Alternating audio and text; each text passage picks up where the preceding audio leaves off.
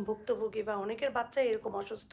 আগে তো আমরা ফিল করি না এগুলা, যে মনে করতাম যে আমার ছেলেই মনে হয় এরকম অসুস্থ। এখন আমার ছেলেকে তো তোমরা দেখলা দিয়ে আসছি ওখানে।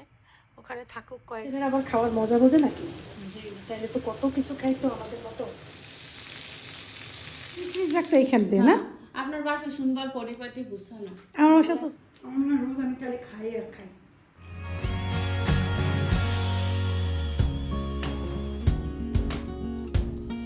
আসসালামু আলাইকুম, কেমন আছেন সবাই? আশা করছি ভালো আছেন সবাই। সবার জন্য দোয়া রইল। সুন্দর একটা সকাল। আলহামদুলিল্লাহ আমরাও ভালো আছি। চা বানাচ্ছি, চা খাবো। তো ঘরটা আমার ফাঁকা হয়ে গেল একদম। ঘরের ভিতরে কতগুলো মানুষ ছিলাম আমরা, 5 জন। 4 জন হয়েছিলাম, এখন 3 জন হয়ে গেলাম। ওইটাই শুধু কষ্ট পাচ্ছি। তারপরও আল্লাহর কাছে লাখ লাখ শুকরিয়া, আমার ছেলেটাকে আমি পেয়েছি। আমার ছেলেটাকে ভালো একটা জায়গায় দিতে পেরেছি। আলহামদুলিল্লাহ, আলহামদুলিল্লাহ। আল্লাহ সাহায্যকারী। এ ব্যাপারেই কথা বলবো। চা বানাচ্ছি, চা খেয়ে নেই, সবার সাথে কথা বলবো। তো অনেকেই অনেকভাবে জানতে চান, গত ভিডিও দেখে বুঝতেও পারেননি। তো এই জন্য বলি, চিন্তা করলাম কথা বললে হয়তো অনেকের উপকারও হবে, অনেকে জানতেও পারবেন, বুঝতেও পারবেন। আসসালামু আলাইকুম, কেমন আছেন সবাই? আশা করছি সবাই ভালো আছেন। আলহামদুলিল্লাহ আমরাও ভালো আছি। তো কালকে তো আসিফকে দিয়ে আসলাম, তো সেটা তো আমি সবার সাথে বলেছিলাম। তো অনেক কমেন্ট এসেছে যে এক একজন এক এক ধরনের কথা বলছে, ওটা নিয়ে কিছু আলোচনা করব।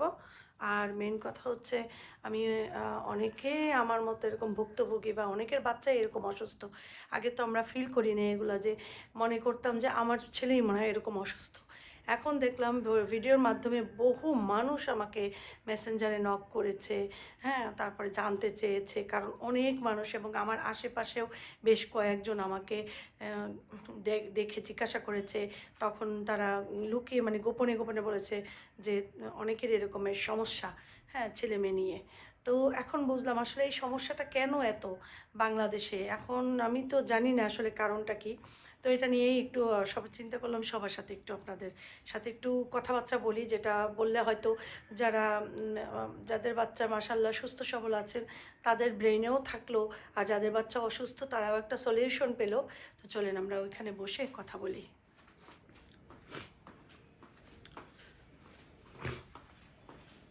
এখন আমি একটু এখানে বসে আপনাদের সাথে একটু কথা বলি।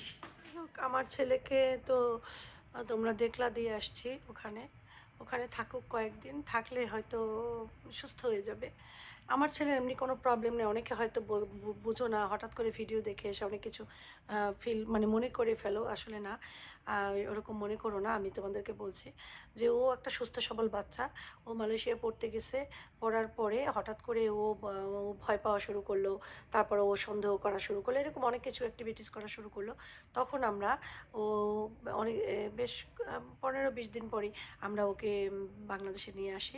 কারণ যেহেতু সৌদি আরবে ও যেতে পারবে না, ওর ভিসা ছিল না, সেজন্য বাংলাদেশ। এরপর তো বাংলাদেশে আসার পর ওকে ডাক্তার দেখানো হয়েছিল, মেডিসিন খেয়ে একদম সুস্থ হয়ে গেছিলো। পরবর্তীতে আবার ওর দাদি মারা গেল যখন, তারপরে ওর অ্যাক্টিভিটিস আবার একটু চেঞ্জ হওয়া শুরু করলো। তারপরে হয় কি, তারপর তো আমরা চলে আসছি, তোমরা করোনায় আটকা পড়েছিলাম। করোনার মানে আমরা তো করোনার একটু মানে 6 মাস না 7 মাস পরে আসছি। এই, আর ও 6-7 মাস আগে আসছে বাংলাদেশে। তো এই আর কি। এরপর তো এই রকমের ওকে ডাক্তার দেখাইছি। তো আসলে অনেকে মানে ভালো হয়ে যায় তাড়াতাড়ি, অনেকে দেরিতে ভালো হয়। এখন অনেকে বলে স্কিজোফ্রেনিয়া বা সিজোফ্রেনিয়া, যেটাই হোক না কেন সেটা। কিন্তু অনেকে আমাকে দেখে বলে যে আপু, বা আমার আত্মীয়স্বজন অনেকে বলে ভাবি একটা কাজ করেন, ওকে না এই একটু তদবিরও দেওয়ান। ওর ওর অ্যাক্টিভিটিস দেখে মনে হয় ওর সাথে জিন থাকতে পারে এরকমের। তো এখন আসলে আমরা জানি না কি ওর সাথে। যদি জিন হয়ে থাকে তাহলে তো মনে করো ছুটানো যায় জিন। এখন ও তো দেখতে অনেক সুন্দর, তোমরা ওরা দেখেছো যারা। ওর কিন্তু এমনি কোনো প্রবলেম নেই। ও শুধু কি জানো, একা একা কথা বলে, এটাই ওর প্রবলেম। আর ওই যে একটু রাগ হয়ে যায়, এই যে রাগ হয়ে গেছে, সে কোথায় গেছে জানো, ঢাকা চলে গেছে। পরে জানতে পারলাম, কারণ টিকিট পেয়েছি ওর কাছে আমি ঢাকার বাসের। ঠিক আছে, আপ ডাউনের টিকিট পেয়েছি। সে ঢাকা চলে গেছিলো এবং ঢাকার থেকে সে আসছে। তো এটা তো আসলে ভয়ের, কারণ ঢাকার তো সব কিছু চিনে না। কিছু কিছু বাসা চিনে, যেমন আমার মামাদের বাসা, আমার আমার ভাবি টাবি যারা থাকে তাদের বাসা, এইসব আমার বান্ধবী নিপা ওর বাসা, এইসব কয়েকটা জায়গা চিনে। সব জায়গা তো ও চিনে না। যাই হোক এই আর কি। এরপর তো ওকে পেলাম।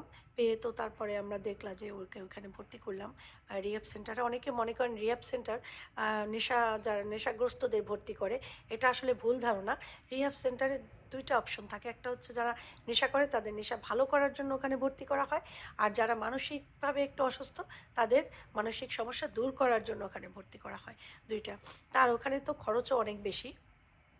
যাই হোক, তো আমি সবার কাছে দোয়া চাইবো আর বলবো যে যেহেতু আমি ডেইলি ভ্লগ করি তাই তোমাদের সাথে এগুলো শেয়ার করলাম। এগুলো তোমাদের সাথে শেয়ার করার উদ্দেশ্য নাই আমার কোনো। আর আমার শেয়ার করা এই কারণে, যেহেতু ডেইলি লাইফে দেখবা এক ছেলে দেখবা আরেক ছেলে দেখবা না, তোমরা জানতে চাইবা। এখন আমি তো মিথ্যা বলবো না তোমাদের সাথে, তোমরা জানো যারা আমার কম বেশি ভিডিও দেখো যে আমি মিথ্যাটা একদম অ্যাভয়েড করি, মিথ্যা বলি না। আমার যখন যেটা ঘটে আমি ঠাস করে বলে দেই যে এরকম। এমনকি আসিফের আব্বুর সাথে আমার যদি কিছু মনে করো আছে না যে মন খারাপ বা রাগ হয় বা কিছু, সেটাও কিন্তু আমি কথায় কথায় কান্না করে হয়তো বলে দেই। এরকম মানুষ আমি, আমি কোনো কিছু লুকাই না। হ্যাঁ, আর আমার ঘরে কি খাবার আছে না আছে, কোন জিনিসটা একটু নেই, রান্না করতে গেলে কোনটা পাচ্ছি না, সেটাও কিন্তু আমি তোমাদের সাথে শেয়ার করি। আমি এমন একটা মানুষ, আমার কাছে কোনো লুকোচুপি নেই কোনো কিছু। অনেকে আমাকে বলে যে আপনি যেরকম বলেন যদি আপনার ছেলে বিয়ে দেন তখন তো প্রবলেম হবে। আমার কথা একটাই, আমার ছেলের কিসমতে যে আছে সে আসবেই, যেভাবেই হোক সে আসবে। আমার ছেলের কিসমতে যদি কেউ না থাকে তাইলে কেউ আসবে না। আমি আর যেই আসুক না কেন আমি তো লুকায়ে আমার ছেলে বিয়ে দেবো না। আমার ছেলে যদি সুস্থ হয় তাহলে তো সুস্থভাবেই বিয়ে করবে। আর অসুস্থ থাকা অবস্থায় তো আমার ছেলে বিয়ে দেবো না। তো সুস্থ হলে যখন বলবো তখন ডিটেলসে তো বলবো অবশ্যই যে এই সমস্যাগুলো ছিল। হয়তো কখনো আবার এই সমস্যা দেখা দিবে। হতে পারে সে কে মেনে নিবে না নেবে এটা তো সে তার উপরে নির্ভর করে। ডাক্তার যেমন আমাকে বলেছিল যে আপনি চাইলে বিয়েও দিতে পারবেন। কিন্তু কোনো এমনিতে তো বিয়ে দেওয়া কোনো প্রবলেম না। প্রবলেম এটাই, হয়তো দেখা যাবে এই অসুখটা থাকলে ও হয়তো কথা বলতে থাকবে। হ্যাঁ? তো যে বউ সে বিরক্ত ফিল করবে।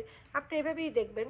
আপনি সবসময় এখন যদি চিন্তা করেন আপনার থেকে উপর লেভেলের কাউকে পাবেন, অনেক রিচ মানুষ বা মানে সোজা কথা রাজকন্যা পাবেন, রাজার মেয়ে পাবেন, সেটা তো ঠিক না। সেটা তো পাবেন না।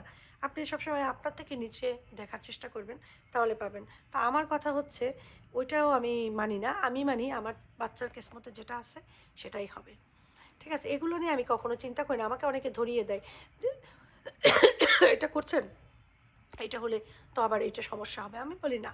আমার আল্লাহ আমার ভাগ্য নির্ধারণ করে রেখেছেন। সেটাই হবে। আমি চাই আমার ছেলে আগে সুস্থ হোক, কাজে ঢুকুক, কাজ করুক। তো অনেকেই আমাকে কমেন্ট করেছেন, "আপু ওকে কাজে ঢুকিয়ে দেন, কাজ করুক।" তো সেজন্য ওর একটু সুস্থ হতে হবে। যেহেতু এখন একটু চলে গিয়েছিল দূরে, আমরা একটু ভয়ে ছিলাম। ওকে যদি আমি কোনোদিন না পেতাম তাহলে তো আমি বাঁচতাম না। আমি কোনোদিন বাঁচতাম না। আমার সন্তান না পেলে আমি বাঁচতাম না। তো সেইজন্য আগে ও সুস্থ হোক, সুস্থ হয়ে আসুক, তারপরে ওকে উম কাজে দিয়ে দেব। একটা কাজ করবে, যেকোনো মনে করো একটা বুকের ইয়ে যদি দিয়ে দেই, বা আছে না যে অনেক জায়গায় অনেক নিতে চায়, যে ছোট কাজ বড় কাজ যে কাজই হোক না কেন, আমি দিয়ে চেষ্টা করব যে ওর ব্রেইনটা ঠিক রাখার জন্য, যে কোনো ওই সমস্যা হচ্ছে কিনা। আর একটা কথা, অনেকে বলেছেন রুকাইয়া করান, তারপরে বদনজর হতে পারে, কালো জাদু হতে পারে, জিনের আসর হতে পারে, সেগুলোও আমি একটা একটা করে চেষ্টা করব করার। তো এখনো শুরু করব না। আগে ওখানে একটু কিছুদিন থাকুক, তারপরে দেখব কি কোনভাবে কি করলে ভালো হয়। আর খোঁজ নেব এই ফাঁকে যে ভালো হুজুর যে রুকাইয়া করাতে পারেন, কে আছে না আছে, এগুলো অনেকে বলে তো, যার জন্য আমি আনসারটা দিয়ে দিলাম। আর সবাই আমার ছেলের জন্য দোয়া করবেন। আর কোনো বাচ্চা আপনাদের যাদের বাচ্চা আছে, যে অ্যাক্টিভিটিসগুলো যদি দেখেন একটু উল্টাপাল্টা, সে রাগান্বিত বা সে একই জিনিস এমন জিনিস করছে যেটা আপনার কাছে মনে হচ্ছে একটু অন্যরকম, তখনই আপনারা ডাক্তারের শরণাপন্ন হবেন কয়েকদিন দেখার পরে। আর একটা কথা বলে নিই, যে উম আর একটা কথা জানি কি বলবো করে একটু আগে মনে করে ভুলে গেলাম। আ আমার ছেলের কিন্তু এমনিতে কোনো প্রবলেম ওইভাবে ছিল না। আমি শুধু একটা জিনিসই দেখেছি মালয়েশিয়া যাওয়ার পরে, যে ও বলতো ভয় পেত বা সন্দেহ করা শুরু করেছে, ওইটাই ছিল ওর প্রবলেম। খুব সন্দেহ করত আর ভয় পেত, এবং এরপরেই আমি তো আম বুঝলাম যে ও একটু সিক, ও ঘুমাতে পারত না। আম্মু আমার ঘুম আসে না, আমার ঘুম আসে না, এটাই বলত সে। আমার ঘুমই আসে না। পরে তো ওকে নিয়ে আসছি এখানে। আনার পরে তো আম্মার কাছে ছিল, নরমালি ছিল, সুন্দর ছিল। হ্যাঁ, শুধু ভয় পেত। গাড়ি গেলেও একটা ভয় পেয়ে লাফ দিয়ে উঠত, এরকমের। তারপর তো আম্মা ওকে ডাক্তার দেখালো, মেডিসিন দিল, সবকিছু দিল। একদম নরমাল। হ্যাঁ? পরে তো আবার একটু সমস্যা, আমি আসার পর দেখলাম আবার একটু সমস্যা শুরু হলো। এরপর থেকে সমস্যা, চুপ, কথা বলে না, আর একা একা কথা বলে। এছাড়া আর ওর শারীরিক কোনো প্রবলেম নেই, ওর এইটুকুই বেশি প্রবলেম, যেটার জন্যই আমরা এখন এইটা করছি। আর ঠান্ডা পড়ছে পরে মনে হয় যেন গত বছর ঠান্ডায় করছে, এবারও করছে, এই জন্য মনে হয়েছে যে ঠান্ডাটা এইভাবেই থাকুক ওখানে। তারপর ঠান্ডাটা গেলে পর ও ওদিকে একটু ডিসিপ্লিনের মধ্যে থাকুক। ওখানে ৫ ওয়াক্ত নামাজ পড়ানোর মসজিদ আছে ভিতরেই, সবই এক ঘরের একটা বিল্ডিংয়ের ভিতরে।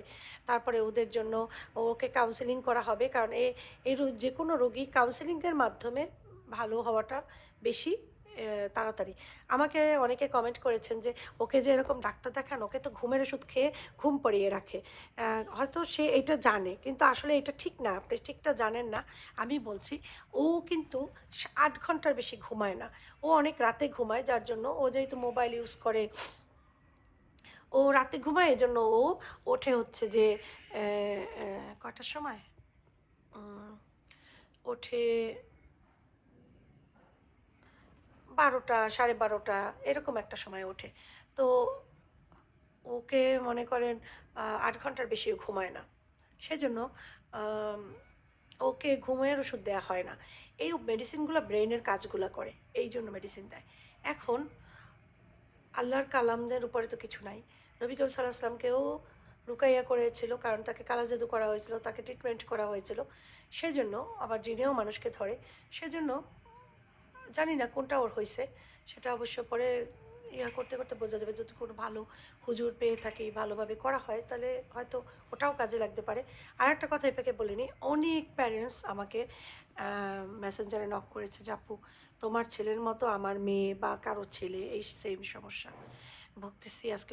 এখন জানলাম যে আসলে ঘরে ঘরে এই অসুখটা এখন দেখা দিচ্ছে। এখন এটাকে আসলে জিনের মাধ্যমে করানো হয়, বা জিনে ধরে, নাকি কালাজাদু করা হয়, কির জন্য করা হয় জানি না। এমনকি আমার আশেপাশের, আমার এই বিল্ডিং বলো, আশেপাশে অনেকেই আমাকে কিন্তু এই কথা বলেছে, তাদেরও কিন্তু প্রবলেম চলছে। আসলে কি, কেউ না বললে তো কেউ বুঝতে পারে না। অনেকে ভয়ে বলে না যে এটা বললে যদি জেনে যায় সবাই, কি হবে আমার বাচ্চার। কিন্তু আপনারা এই জিনিসটা করবেন না, লুকাইবেন না, এটা বলবেন। বলে এটা আপনারা নিশ্চিত হবেন যে কি হয়েছে, কারণ একটা বাচ্চাকে সুস্থ করতে হবে। এখন যদি লুকাই লুকাই ঘরের ভিতর রাখেন, বাচ্চাটা আপনার আরও অসুস্থ হয়ে একসময় দেখা যাবে আপনার হাতের বাহিরে চলে গেছে, তখন আর আপনি কিছু করতে পারবেন না। এই জন্য লুকায়েন না, যার যে সমস্যা শেয়ার করেন। আপনি চিন্তা করবেন সমাজ কি বলে, যে বাদ দেন সমাজের কথা, বাদ দেন সব কিছুর কথা। সবসময় একটা কথা মনে রাখবেন, যে আপনি আপনাকে দেখছেন, আপনার সংসার আপনি চালাচ্ছেন, আপনার সন্তান আপনি দেখছেন। কে কি বলল, কে কি করলো, কে কি করবে, মানুষের কথায় কখনো নিজের জীবন, সন্তানের জীবন নষ্ট করবেন না। বাইরের মানুষরা কোনোদিন ভালো চাইবে না, তারা আপনার খারাপটাই। আপনি দেখবেন আপনি দুঃখ পেলে ১০ জনে খুশি হয়, কারণ কি, সে চায় যে দুঃখ পাক। আর আপনি যখন ভালো থাকেন, সুখে থাকেন, ১০ জনে ঈর্ষান্বিত হয়, রাগান্বিত হয়, কারণ তারা চায় না যে আপনি ভালো থাকেন। এজন্য নিজের ভালো নিজে দেখেন। নিজের ভালো পাগলেও বোঝে, এরকম একটা কথা। সেই জন্য নিজের সন্তান অসুস্থ হলে তাকে ডাক্তার দেখান, তাকে ভালোভাবে ট্রিটমেন্ট করেন, তাকে সুস্থ সুস্থ করেন। আমার জন্য দোয়া করবেন, আমার ছেলেদের জন্য দোয়া করবেন। আমার ছেলেদের সাথে যারা একবার কথা বলেছে, তারা জানে যে আমার বাচ্চাগুলো কেমন। আমার বাচ্চাগুলোর কথাবার্তা, ব্যবহার সবাই জানে। তারা এত ভদ্রভাবে ভদ্র আচরণ করে, আমি বউ বাচ্চাকে এভাবে দেখি না। সেজন্য আমি দেখেছি তাদের আচরণটা, আমি জানি মা হিসাবে তারা কেমন। সন্তান আমার, দোয়া করবেন আমার বাচ্চাদের জন্য। এই যে দিয়ে গেলাম, সে কিন্তু একটাও ছিটানি মানে নাই, সেই করে নাই, শুধু সে বলেছে, মা তুমি আমাকে মিথ্যা বলেছ, তুমি আমাকে এখানে এনেছো। তা আমি তখন তাকে চাপটে জড়িয়ে ধরছি, বলছে যে তোমাকে আমি সুস্থ করার জন্য এখানে এনেছি। কয়দিন রাখবে মা আমাকে এখানে? আমি বলি ২ দিন, মা ৩ দিন, এরকম বলে, এর তো বেশি না। না, আমি বলি না ৫ দিন। বলে ৫ দিন, ৫ দিন পর নিয়ে যাবো এসে? আমি বলছি ৫ দিন পর নিয়ে যাব, কারণ কিছু বলার ছিল না। আমি অনেক সময় বলে না, মিথ্যা মানুষ বলে ফেলে যখন কিচ্ছু করার থাকে না, ওইভাবে আমি মিথ্যাটা বলেছি। তো যাই হোক, এখন আছে ওখানে, আমি ভিডিও ক্যামেরায় ওকে দেখি, কারণ আমাকে হোয়াটসঅ্যাপে কল দিয়ে বললেই ওরা সাথে সাথে দেখাই দেয় যে ও কী কখন কী করছে। তো দোয়া করবে সবাই আমার ছেলের জন্য, আমার সব ছেলেদের জন্য, আমাদের সবার জন্য দোয়া করবে। আমিও সবার জন্য দোয়া করি। আসেফ বাসা থেকে যে চলে গিয়েছিল ঢাকাতে, তার একদিন আগের করা এই ভিডিওটা। আমি কি সুন্দর করে জাটকা ইলিশ ভাজতে নিয়েছি, যে আসেফ আর আফিফের জন্য শুধু ফ্রাই করব, ডিপ ফ্রাই, আর আমাদেরটা মশলা দেবো এবং এটা শেয়ার করব। এই কারণেই কিন্তু ভিডিওটা করা হয়েছিল তখন। তো এই মাছ আমি যেভাবে আজকে রান্না করব, অবশ্যই খেয়ে দেখবা। তো কাটা পেঁয়াজ দিলাম, কাঁচামরিচ দিলাম তেলের ভিতরে। এটাকে একটু ভাজবো কিছুক্ষণ। যখন একদম নরম হয়ে যাবে তখন এটার ভিতরে অ্যাড করব কিছু মশলা, হলুদ আর মরিচের গুঁড়া আর লবণ স্বাদ মতো। তো ধনিয়ার গুঁড়াও একটু দিও, গ্রেভিটা একটু হওয়ার জন্য হালকা। এরপর একটু পানি দিয়ে দেবা ভালো মতো ভুনে, তারপরে মাছগুলো বসিয়ে দিবা। কেন দেখালাম ভিডিওটা জানো? এই মাছটা এত মজা খেয়েছিলাম, না করলে ভালো লাগবে না। ধনিয়া পাতা মাস্ট, যেহেতু শীতের দিন অবশ্যই ধনিয়া পাতা দিবা। সাধারণত ইলিশ মাছ আমরা ধনিয়া পাতা খাই না, কিন্তু এটা অবশ্যই খেতে হবে। মূলা ভাজি করেছিলাম, ব্লগ করতে পারিনি তখন, মানে ভিডিও করতে পারিনি। তো তারপরে ওই মূলার পাত্রটার ভিতরেই শুকনো মরিচ ভাজলাম, তারপরে রসুন আর পেঁয়াজ ভেজে নিলাম। এখন এটার ভিতরে কিছু ধনিয়া পাতা, বেশ কিছু ধনিয়া পাতা দিয়ে দিলাম, কারণ হচ্ছে ধনিয়া পাতার ভর্তা করব। চাচ্ছিলাম সবার সাথে শেয়ার করি, কারণ এত মজার ধনিয়া পাতা হয়েছিল ভর্তাটা, শেয়ার না করলে তো চলবেই না, সেজন্যই। তো এটা কিন্তু আসেফ যাওয়ার একদিন আগের ভিডিও করা ছিল, সেটাই তোমাদের সাথে শেয়ার করলাম। খাবার নিয়ে বসলাম, এই যাও কত খাবার। এখন কথা হয়েছে, খাও, অসুবিধা নেই। তুমি তো ভাতই খাও না, খেয়েছো তরকারি। আচ্ছা, এই যে পাতা ভর্তা, ইলিশ রাফিফ যে মাছটা খাইছে পুরো ঠিক মতো খাই না, এটা আমি নিয়ে নিছি চাপাবো।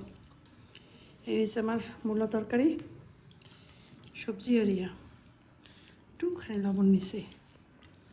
আজকে আর লেবু নেই, লেবু নেবো পরে বলে থাকে তো খাবার। বিসমিল্লাহ।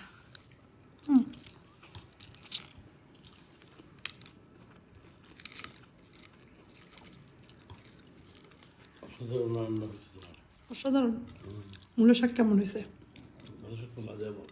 ভাই? মূলা শাক এত মজা, মাঝে মাঝে খাইতে মজা লাগে, রোজ মজা লাগে না। মূলা ভাজি, তারপর তোমার ভালোই খাওয়া। এটা বেশি মজা হয়েছে, এটা বেশি মজা হয়েছে। আর ইলিশ মাছ তো আগে কয়েকটা কলিজা আছে ইলিশ মাছের, ওটা খাইছি, এত ভালো লাগছে। ধনিয়া পাতা দিছি কিন্তু এত টেস্ট আমি বোঝাই পারবো না। আমার মনে হয় রোজ আমি খালি খাই আর খাই।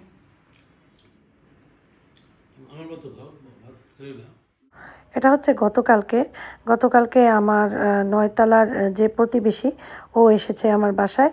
এই বাটিটায় ওকে আমি পিঠা দিয়েছিলাম, সেই বাটিটাও পুডিং বানিয়ে নিয়ে আসছে। তো আজ আমার আসেফ বাসায় নেই, আমার মন অনেক খারাপ। তো ওরা আসার পর আমার মন ভালো হয়ে গিয়েছে। তো ওদের নিয়ে চা নাস্তা খাচ্ছিলাম। তো আসছে সাথে হচ্ছে আমার হাজব্যান্ডের যে ভাইয়ের মেয়ে, সেও আসছে। তো ওদের বললাম আসো চা খাও। তো একটু চা বানিয়েছি গুড় দিয়ে, ভাবলাম যে বসে বসে একটু চা খাই, ওদের সাথে একটু কথা বলি, হয়তো আমার ভালো লাগবে। কোনো প্যারা কোনো সময় দিত না, আমি খাই। খাও খাও, আমি কিচ্ছু হবে খাই না। আসছি এইমাত্র উপরে। চা না খা। সে আবার কোনো কিছু নিয়ে কোনো, আমি বাসায় না থাকলে সে সুন্দর এই ফ্রিজ রাখছেন এই পাশে আপনার। হ্যাঁ হ্যাঁ, আমরা রাখছি এইখান দিয়ে না। আপনার বাসায় সুন্দর পরিপাটি গুছানো। আমার বাসা তো ছেলে বাচ্চা, যদি ওরা একদম নিউবর্ন থেকেই আমার এরকম গুছানো আমার বাসায় না। ওরা কোনোদিন ওরা ছোট সময় যদি মনে করে একটা কিছু ধরতে আসছে, এরকম ধরছে, আমার নো ডোন্ট টাচ, এই যে শিখাইছি, কোনোদিন ধরে না। কারো বাসায় গেলেও কেউ ধরলে বলছে নো ডোন্ট টাচ, এরকম বলছে, মানে ওরা এরকম বুঝছে। আর এইটা দেওয়া ছিল আমার এই সাইডে, আপনি দিছেন ওই সাইডে দিছি আমি। হ্যাঁ, জায়গা তাহলে বাড়ে। হ্যাঁ এটা আসলে এটা এই জন্য এই পাশে দিছি। আর ফ্রিজ এই পাশে ছোট ফ্রিজ তো, তাই আছে এখানে রাখছি, ঠিক আছে বুঝছো, এটার সাথে হয়েছে। আর এই যে এখানে এইটা দিছি, এটা দেওয়ার কারণে একটু লাগে। পুডিংটা অনেক মজা হয়েছে, থ্যাংক ইউ। এত কাকা খাবে, এটা আমি পরে খাবো। এই পুডিং নিয়ে আসছে, গুছগাছ বাসা দেখলে আমার খুব ভালো ভালো লাগে। আমার ওর বাসা দিয়ে আমার বাচ্চারা যদি আসে, আমার ছেলেরা, তখন আমি তো আসে খাই, বাসাতে চিল্লি করে, তা তুমি মুক্তান্টির বাসায় যাওয়া না, আপনার বাসায় যাই তুমি মাথাটা নষ্ট করতো আর আমাদের সাথে চিল্লি করো না। বিস্কিটটা মজা নাও, খাও, এরকম করো কেন? খাচ্ছি খাও ভাই, তোমরা তো কয়দিন পর চলে যাবা, যদি না আসো পিটাবো না আর ইনশাআল্লাহ। কোথায় চলে যেতে